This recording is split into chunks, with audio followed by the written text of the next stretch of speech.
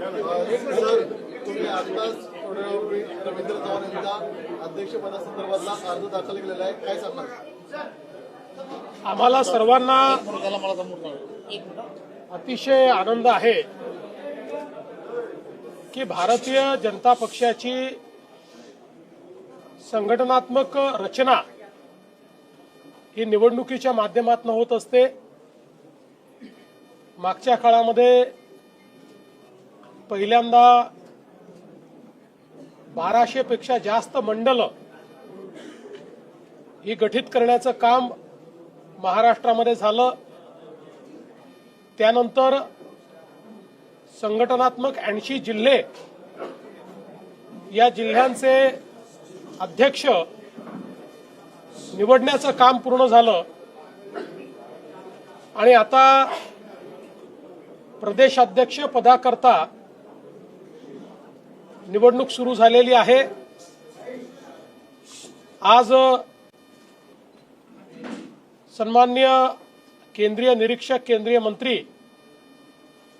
किरणजी रिजिजू हे निवडणूक निरीक्षक म्हणून या ठिकाणी आले आणि त्यांच्या समोर आम्ही आमचे सहकारी श्री रवी चव्हाण, जे यापूर्वी प्रदेशाचे महामंत्री देखील राहिलेले आहेत आणि महाराष्ट्र सरकारमध्ये मंत्री देखील राहिलेले आहेत, ज्यांनी युवा मोर्चाचा कार्यकर्ता म्हणून, पदाधिकारी म्हणून कामाला सुरुवात केली। नगरसेवक झाले, स्थायी समितीचे अध्यक्ष झाले, 4 वेळा आमदार झाले, राज्यमंत्री आणि मंत्री, असा एक मोठा प्रवास करत यावेळी महाराष्ट्र प्रदेश भाजपचं अध्यक्ष म्हणून त्यांचं नामांकन आम्ही दाखल केलं आहे। मागच्या काळामध्ये सन्माननीय श्री चंद्रशेखर बावनकुळेजी यांनी अतिशय चांगल्या पद्धतीनं महाराष्ट्राचं अध्यक्षपद निभावलं आणि दीर्घ प्रवास करत चांगल्या प्रकारे संघटना बांधली।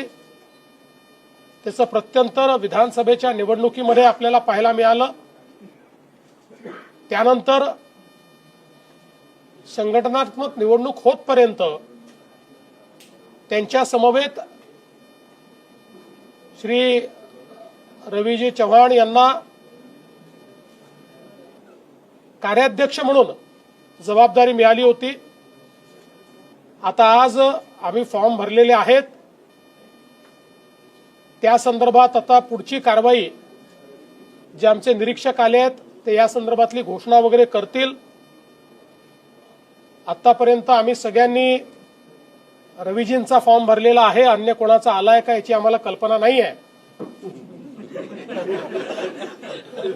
त्याच्यामुळे माननीय किरणजी या संदर्भातली माहिती देतील।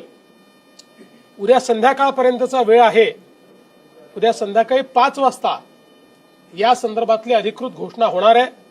पण आम्हाला अतिशय आनंद आहे की रवींद्र चव्हाण यांच्यासारखा आमचा एक सहकारी हा महाराष्ट्र प्रदेशाच्या अध्यक्षाच्या भूमिकेत येण्याकरता आता सज्ज झालेला आहे आणि आमच्या संपूर्ण पक्षाने त्यांना पाठिंबा या ठिकाणी दिलेला आहे।